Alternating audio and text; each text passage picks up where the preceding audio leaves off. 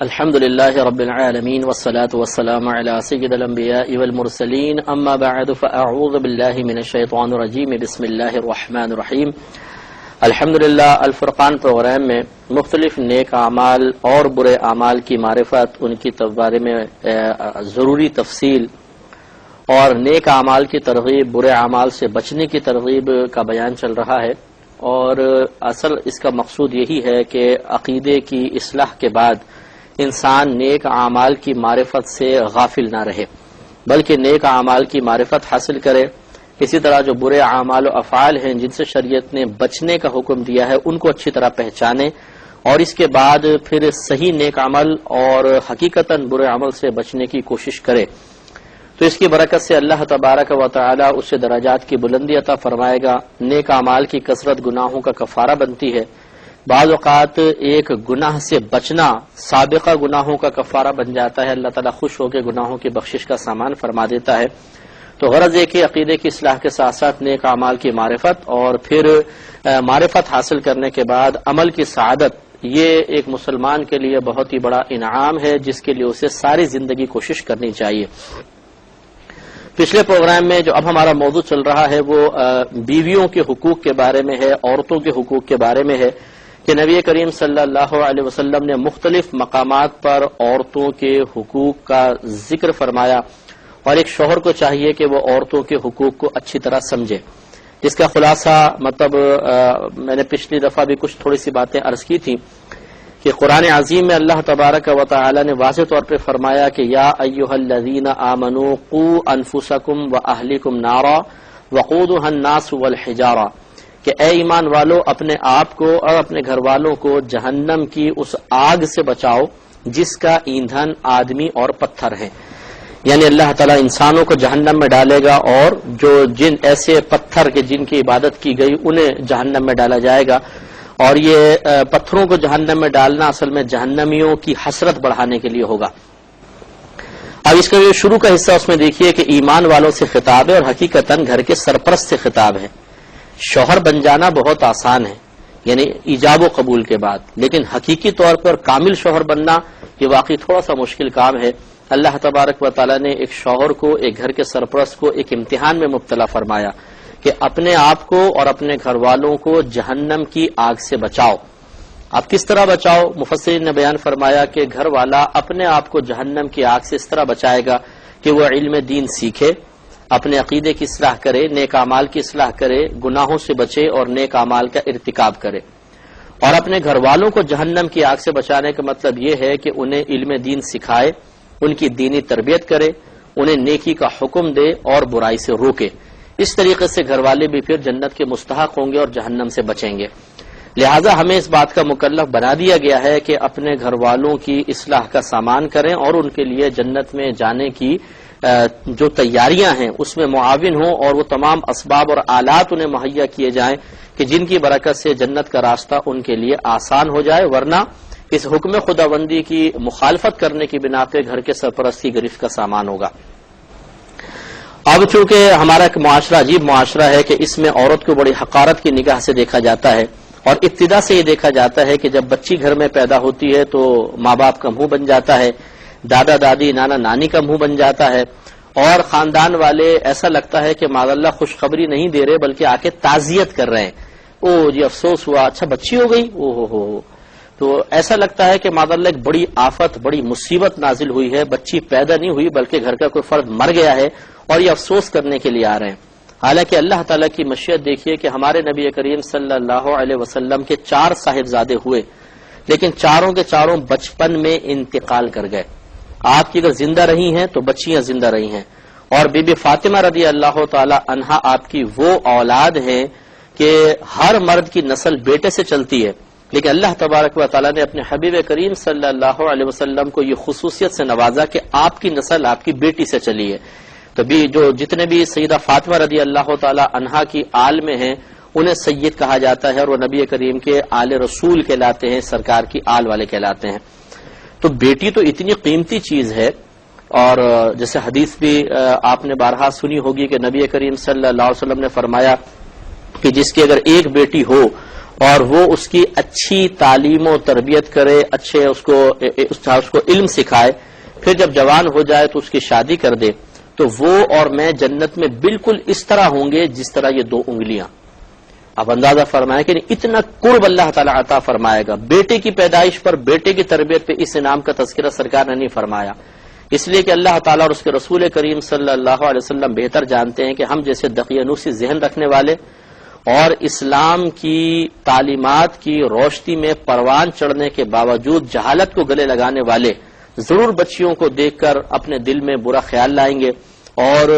وہ اللہ تعالیٰ اس کے رسول بہتر جانتے ہیں کہ یہ کس قسم کا رویہ اختیار کریں گے. لہذا شروع سے ہی بچی کے لیے نبی کریم صلی اللہ علیہ وسلم نے ایک عظمت کی بات اور اس کے لیے ایک بڑے انعام کا تذکرہ، تاکہ کوئی بچی کی پیدائش پر برا محسوس نہ کرے. اب یہی ہوتا ہے پھر جب وہ بچی بڑی ہو کر بیوی بن جاتی ہے تو پھر اسے بھی اسی طرح حقارت کی نگاہ سے دیکھا جاتا ہے، کیونکہ شروع سے ہی گھروں کے اندر ہمارے یہ ایک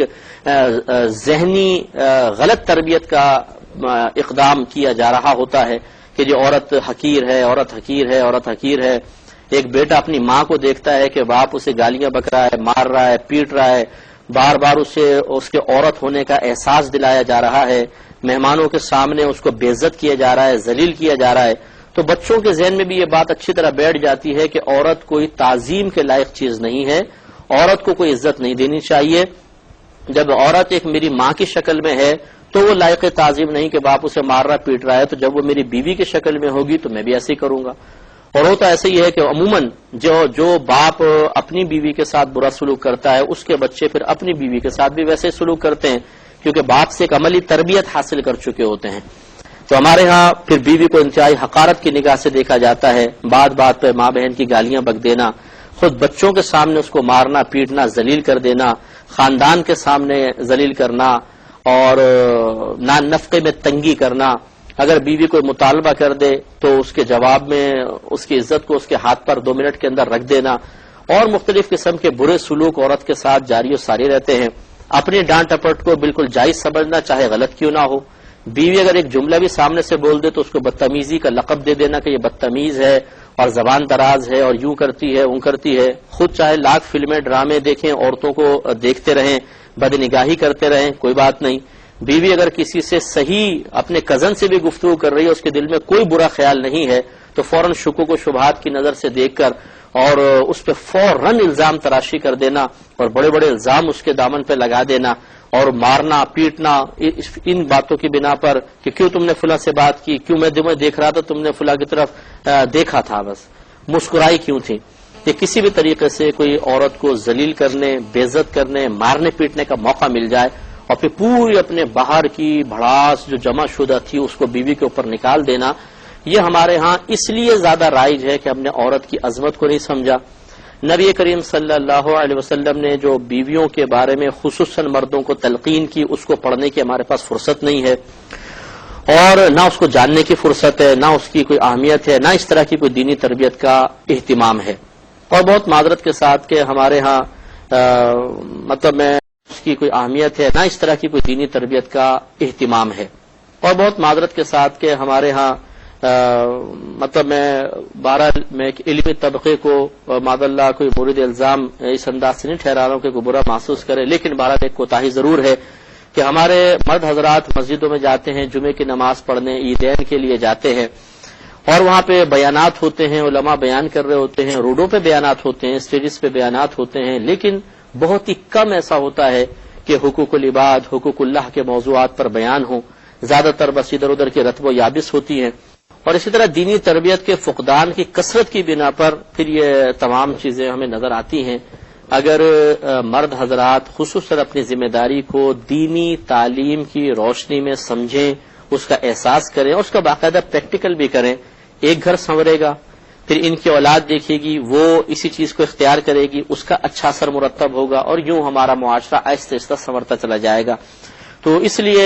جو ابھی ہم عورتوں کے حقوق پر کلام کر رہے ہیں اس کو سمجھنا بہت ضروری ہے کہ ایک مرد، جتنے مرد حضرات ہیں وہ خاص طور پہ اس پروگرام کو دیکھیں. اگرچہ غالباً پروگرام کی ٹائمنگ ہماری ایسی ہے کہ اس میں خواتین ہی زیادہ دیکھ سکتی ہیں، مرد کم، لیکن اگر کوشش کی جائے اور پروگرام کو ریکارڈ وغیرہ کر کے یا کسی بھی طریقے سے مرد حضرات کو بھی دکھایا جائے، یا جیسے چھٹی کا دن ہے اس میں تو خصوصاً دیکھ سکتے ہیں، اہتمام کے ساتھ دیکھا جائے تو ذہنی اور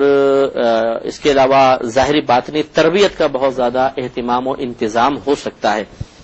تو آپ کو ترمذی کی ایک اور روایت عرض کرتے ہیں کہ نبی کریم صلی اللہ علیہ وسلم نے حجۃ الوداع میں عورتوں کے بارے میں خاص طور پہ تلقین کی۔ یہ آپ کا ایک ہی آپ نے زندگی میں حج فرمایا، اور یہ خطبہ ایک تاریخی خطبہ تھا، آخری ایام چل رہے تھے، اور اس میں آپ نے واضح طور پہ اشارہ فرمایا تھا کہ اس کے بعد میں دنیا سے پردہ فرمانے والا ہوں۔ یقینی سی بات ہے کہ جب کوئی اپنا آخری کلام کرتا ہے تو کوشش یہی کرتا ہے کہ وہ تمام چیزیں ذکر کی جائیں جو بہت ہی زیادہ اہم ہوں۔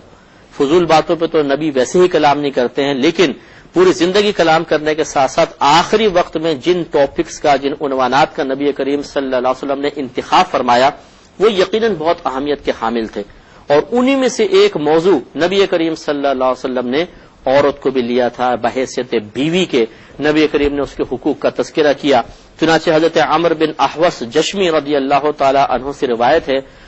وہ کہتے ہیں کہ نبی کریم صلی اللہ علیہ وسلم نے حجۃ الوداع کے موقع پہ ارشاد فرمایا، پہلے آپ نے واضح و نصیحت کی، حمد و ثنا کی، اور اس کے بعد واضح و نصیحت فرمائی، اور پھر فرمایا کہ عورتوں سے حسن سلوک سے پیش آؤ، بے شک وہ تمہاری قید میں ہیں، یعنی اللہ تعالیٰ نے انہیں تمہارا محکوم بنا دیا، تمہاری قید میں کر دیا، تمہارے حکم کے تابع ہیں، گھر سے تمہارے حکم کے بغیر نہیں نکل سکتی ہیں، تمہاری مرضی کے اللہ نے ان کو تمہارے تابع کر دیا ہے، تم اس کے سوا ان کی کسی چیز کے مالک نہیں ہو، یعنی اتنا ہے کہ تم ان پہ حکم چلا سکتے ہو، وہ تمہاری مرضی کے تابع، باقی ان کا مال ان کا ہے، ان کی پراپرٹی ان کی ہے، اس کے علاوہ کسی چیز کو تم زبردستی ان سے قبضے میں نہیں کر سکتے۔ البتہ یہ کہ وہ واضح بے حیائی کا ارتکاب کرے، یعنی اگر وہ واضح طور پہ بے حیائی کا ارتکاب کریں تو یہ ہو سکتا ہے کہ تم ان کو چھوڑ دو، یا یہ ہو سکتا ہے کہ تم ان کو علیحدہ کرو، اور خلا، مطلب اگر عورتیں طلب کرنا چاہیں کہ تم ان کو علیحدہ کرتے ہو، خلا طلب کرے تو مہر روک لو اور ان کو چھوڑ دو، پھر تو ٹھیک ہے، ورنہ صرف تم انہیں قید میں رکھنے کے حقدار ہو، اس کے علاوہ ان کی کسی چیز کے مالک نہیں۔ پھر فرمایا کہ اگر وہ ایسا کریں کہ واضح طور پہ تمہیں ان میں کوئی خرابی نظر آئے تو ان کے بستر الگ کر دو، ناراض ہو کر بستر الگ سے مراد تم ان کے ساتھ سونا چھوڑ دو کچھ دن کے لیے، تاکہ ان کو احساس ہو اور وہ پھر تمہاری طرف مائل ہوں اور اپنے قصور کا احساس کر کے تم سے معافی طلب کریں، اور انہیں بے ضرر مارو۔ یہ بڑی پیاری بات فرمائی، مارنے کی اجازت دی نبی کریم صلی اللہ علیہ وسلم نے، لیکن اتنے کامل طریقے سے اس کو بیان کیا کہ ہر چیز کا جواب آ گیا، بے ضرر مارو، ایسا مارو کہ ان کو تکلیف نہ ہو۔ معلوم یہ ہوا کہ اصل میں عورت کو اگر مارنے کی اجازت بھی دی گئی ہے تو اس لیے نہیں کہ اس کو تکلیف ہو، بلکہ اس لیے کہ ایک روب قائم ہو، ایک دبدبہ قائم ہو، ایک خوف اس کے دل میں آئے، ایک ڈر آئے، اور یہ خوف اور ڈر بھی صرف اس وجہ سے تاکہ وہ گناہ سے بچے، برائی سے بچے، اللہ کی نافرمانی سے بچے، اپنے شوہر کی عزت خراب کرنے سے بچے، بس اتنا، نہ یہ کہ اپنے نفسانی خواہشات کے تابع ہو کر اس طرح اس کو مارو جیسے بھینس کو پیٹا جاتا ہے یا گدھے پہ ڈنڈے برسائے جاتے ہیں، بری طریقے سے مار مار کے عورت کی ہڈیاں توڑ دینا، چہرہ بگاڑ دینا، اور جو بعض جاہل تیزاب پھینک دینا، ناک کاٹ دینا، لا حول ولا قوت، اتنے خطرناک قسم کے مظاہرے۔ انسان سوچے، غور کرے کہ جب ہم کوئی شخص بیوی کو مار رہا ہے، اس کی ناک کاٹ رہا ہے، تیزاب منہ پہ پھینک رہا ہے، اگر اس کی جگہ تمہاری اپنی بیٹی ہوتی اور تمہارا داماد تمہاری بیٹی کے ساتھ یہ سلوک کر رہا ہوتا تو بتاؤ تمہاری قلبی کیفیت کیا ہوتی؟ تو یقینی سی بات ہے کہ آپ کو بہت غصہ آتا اور آپ اپنے داماد کو شاید واجب القتل قرار دے دیتے کہ آئے تو میرے سامنے اس کو جان سے مار دوں گا۔ تو سوچئے کہ یہ بھی تو کسی کی بیٹی ہے، جب اس کے ماں باپ اپنی بیٹی کا یہ حشر دیکھیں گے، اگر مر بھی گئے ہوں تو روحانی طور پہ ماں باپ کو اطلاع تو ہوتی ہے، تو پھر بتائیے ان کی ارواح کتنی تڑپتی ہوں گی، کتنا ان کو اذیت اور تکلیف ہوتی ہوگی۔ تو یہاں جرأت مندی کے ساتھ بہرحال اس طرح کے اقدامات انسان کرتا رہتا ہے اور نبی کریم صلی اللہ علیہ وسلم کی مخالفت کرتا ہے، لیکن میدان معاشر میں اس کا خمیازہ تو بھگتنا ہوگا اگر دنیا میں معافی طلب نہ کی تو رحمت کونین صلی اللہ علیہ وسلم نے بے ضرر مارنے کی اجازت دی ہے کہ اس طریقے سے کہ بس صرف ایک روب قائم ہو، اور ہونا تو یہ چاہیے کہ انسان اتنے اچھے انداز سے بیوی کو پہلے ہی ڈیل کرے، اتنے اچھے انداز سے اس کی ذہنی تربیت کرے کہ یہ مار پیٹ گالی گلوچ یہ جاہلوں کا طریقہ ہوتا ہے، یہ غلط طریقے ہیں جو بالکل ان کو چھوڑ دینا چاہیے، بالکل مناسب طریقے اختیار کرنے چاہیے تاکہ عورت کو تنبیہ حاصل رہے، اس کو پیار سے سمجھائیں، محبت سے سمجھائیں، خصوصاً جب پڑھی لکھی لڑکی ہو کہ وہ گفتگو سے اچھے انداز سے سمجھ سکتی ہے۔ ایک جاہل عورت ہے وہ الگ بات ہے کہ بعض اوقات ایسی بھی عورتیں، بہرحال ہم نے وہ حدیثیں بھی آپ کو سنائی کہ سرکار نے فرمایا عورت کو ٹیڑھی پسلی سے پیدا کیا ہے، اس لیے ٹیڑھی رہے گی، اس کو ٹیڑھا ہی آپ استعمال کرتے رہیں گا، سیدھا کرنے کی کوشش کرو گے ٹوٹ جائے گی۔ نبی کریم صلی اللہ علیہ وسلم نے یہ بیان فرما دیا، ہم نے آپ کو سنایا بھی تھا۔ تو یہ ہوتا ہے بعض اوقات کہ 10 بار بھی سمجھانے کے باوجود عورت نہیں مانتی ہے، اس وقت بھی مجبور ہو کہ انسان ایک اگلا قدم اٹھائے تو ایک الگ بات ہے، وہ بھی اس وقت وہ اسٹیپ اٹھائے جب اس کو امید ہو کہ اس اسٹیپ سے کوئی نتیجہ بھی نکلے گا، نہ یہ کہ صرف اپنا غصہ نکالنے کے لیے، اپنی بھڑاس نکالنے کے لیے، اپنے باطن کی آگ کو ٹھنڈا کرنے کے لیے مارنا، یہ بیکار چیز ہے۔ اگر واقعی سمجھیں کہ عورت اس تنبیہ سے، اس سختی سے ڈرے گی، گھبرائے گی اور گھر کا ماحول اچھا ہوگا تو پھر ٹھیک ہے، کوئی بات نہیں، اس کی اجازت تو خود نبی کریم صلی اللہ علیہ وسلم دے رہے ہیں، لیکن اعتدال کے ساتھ۔ لہذا شوہر کو یہ سوچنا ہوگا کہ ایک تو بات کہ واقعی عورت کی غلطی ہے یا نہیں، سب سے پہلے تو یہ تحقیق بہت ضروری ہے۔ ہمارے ہاں بعض اوقات یہ تحقیق بھی نہیں کی جاتی، شوہر گھر میں آیا، ماں نے پکڑ لیا، بہنوں نے پکڑ لیا، کان بھر دیے، کمرے میں جائے گا، بیوی لاکھ خدا کے واسطے دے رہی، رسول کے واسطے سننا ہی نہیں ہے،